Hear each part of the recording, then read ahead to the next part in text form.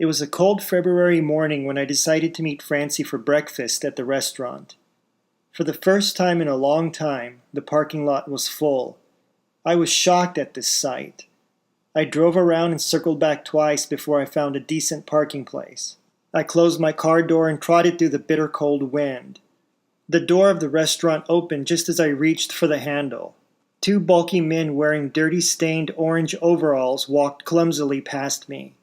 As I entered, I looked carefully around to see if I could find Francie. I didn't see her, but Mr. Mendoza waved at me from a corner table. He was, of course, sitting alone. I walked over to him. "Mr. Mendoza," I greeted him. "How are you doing today?" "Fine, Pete. Sit down." He gestured at the chair opposite of him. "Thanks. I'm waiting for Francie." Mr. Mendoza slowly sipped his coffee and smiled. He set the cup down and picked up his newspaper. "Read the paper today yet, Pete?" "No, as a matter of fact, I hardly read the newspaper anymore, Mr. M." "Really?" "Yeah, I guess I just got bored with it, you know." He replied, sipping more of his coffee. "So," I said, smiling, "has the coffee gotten any better since I last saw you?" He gave me a wry look and said, "Pete, I can't lie that good, so I'll tell you the truth. It's worse than ever." "Oh, but I thought that maybe you and Concha—" I stopped then, afraid of what I was about to say to him.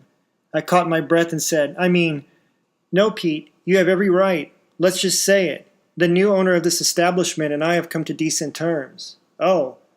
And not like the terms you might be thinking of either, Pete. No, Concha and I are simply friends. That's all. Nothing more. Nothing less." "I understand."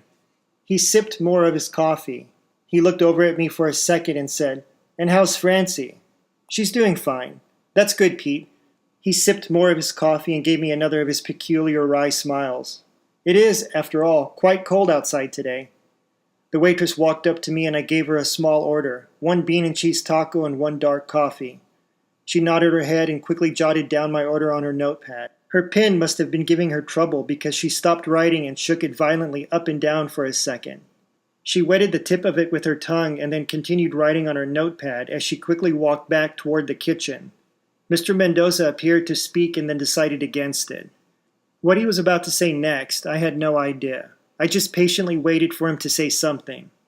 "Pete," he finally said after a long silence, "I can remember the time when I took a trip with my parents to Alaska. I was 12 years old. It must have been exciting, Mr. M. Do you remember everything?" "Yes, I do, Pete. Yes, I do." He took a sip of his coffee and began his story.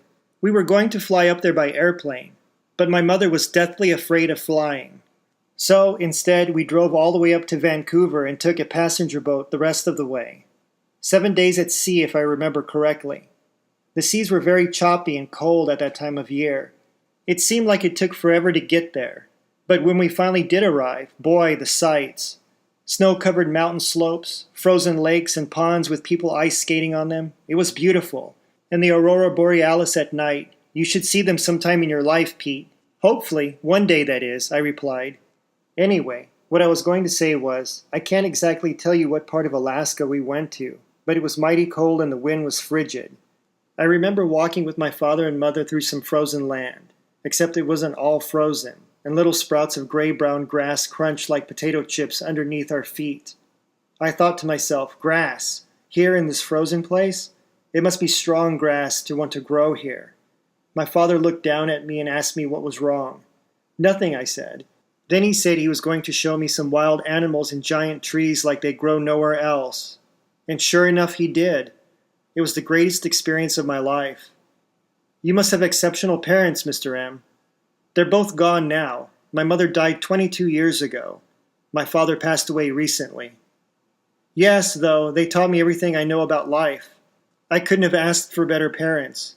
I never would have made it this far without all the love they gave me." Mr. Mendoza kept on talking over the noise of the restaurant. About 2 or 3 tables over I heard Johnny and Lupe's voices. They were talking to the Reyna brothers. Juan Reyna was doing most of the talking. He was telling them about his recent hospital stay. Mr. Mendoza and I listened to what he had to say over the noise of the crowd. "Yes, and then the nurse pulled the pillow out of my hands like the Wicked Witch of the West. I told her, 'I need 2 pillows for my neck. I can't lay flat.' She said, 'Well, that's too bad. Other patients need pillows for their necks also.' Oh, if I could have grabbed her by her long stringy hair, I would have made a pretzel out of it, Juan Reyna said, gesturing with his hands. She made me so angry. His two brothers nodded their heads in agreement as Juan kept on talking to Johnny and Lupe. Oh, I hope I never have to go back to that hospital again, Juan said, letting out a long sigh. That's why I tell you not to eat the chili, because I know it makes you sick and puts you in the hospital in the first place, Juan's brother said. Shut up. I can still eat chili. My doctor said I could. It was the nurses that made me sick. Always cramming pills down my throat, jabbing needles in my arms and thighs, and then they asked me, "How are you feeling today, Mr. Reyna?" with bright smiles on their faces. I'm doing like shit, I tell them. Leave me alone, shit. Then the doctors torture me 6 hours for only 4 damn x-rays. I never want to go back to that hospital again. Never. No more chili, Juan's brother said.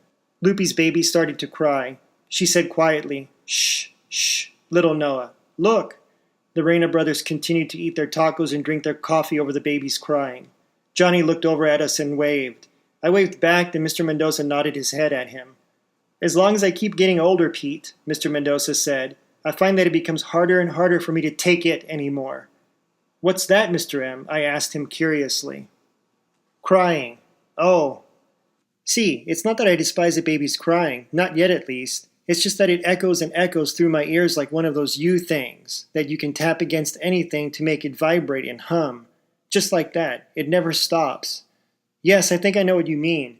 I guess you wouldn't find a metronome amusing either then, Mr. M.